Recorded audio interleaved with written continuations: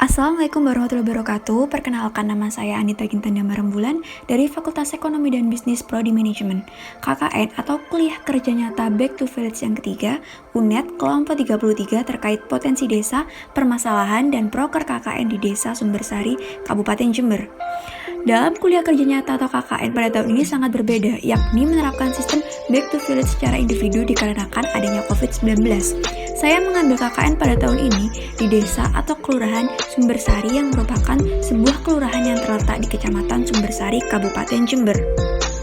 Geografi Kecamatan Sumbersari merupakan salah satu kecamatan yang berada di wilayah kota administratif Kabupaten Jember dengan luas wilayah 3.128,76 hektar. Kelurahan atau Desa Sumbersari terdiri dari lingkungan Gunung Kerang, Kerajaan Timur, Tegal Boto Kidul, dan Tegal Boto Lor. Kelurahan atau Desa Sumbersari adalah pusat pendidikan di Kabupaten Jember, yaitu SMA Negeri 1 Jember, SMA Negeri 2 Jember, dan Universitas Negeri Jember, contoh segelintir dari beberapa lembaga pendidikan di Desa Sumbersari, Kabupaten Jember. Sebagian besar mata pencaharian di Desa Sumbersari adalah sebagai petani, dan ada juga yang sebagai tukang bangunan, tukang becak, dan pekerja serabutan.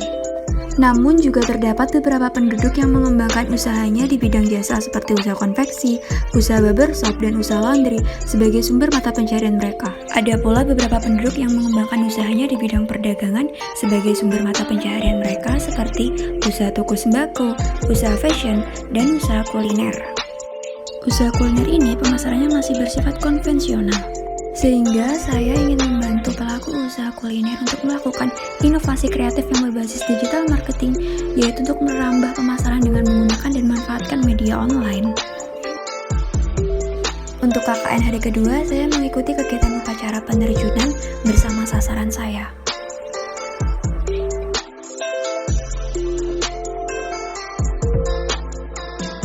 Selanjutnya, saya mengerjakan deadline terkait berita desa minggu pertama memuat tentang kondisi omset penjualan di Desa Sumbersari, model kanvas, model dampak atau impact.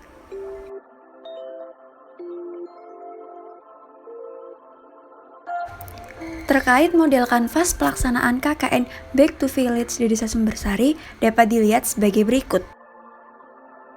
Selanjutnya, model dampak atau impact pelaksanaan KKN Back to Village di Desa Sumbersari.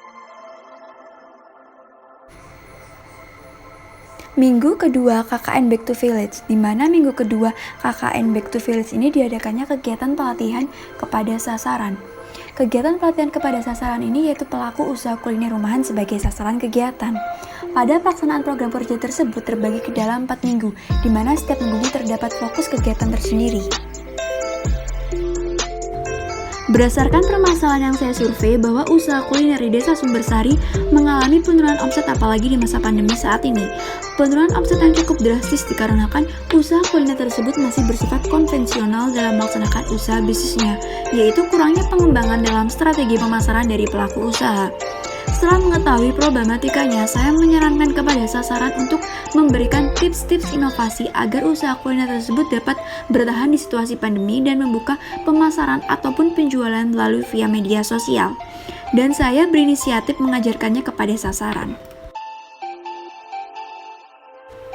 Kelas pelatihan yang dilaksanakan selama KKN terselenggara 2 kali secara offline atau tatap muka dengan pemateri saya sendiri. Pelaksanaan secara offline tetap memperhatikan protokol kesehatan sesuai dengan anjuran dari LP2M. Pada pelaksanaan pelatihan terbagi menjadi 2 kali sehingga dilakukan selama 2 hari, di mana setiap harinya terdapat fokus tema pelatihan tersendiri. Kegiatan pada hari pertama ini adalah pemaparan tentang mengembangkan usaha kuliner yaitu pisang coklat pada masa pandemi COVID-19. Di mana pada kegiatan ini sasaran mendapat materi terkait strategi pemasaran untuk mengembangkan usaha kuliner ke depannya serta tips-tips inovasi agar usaha kuliner dapat bertahan di situasi pandemi.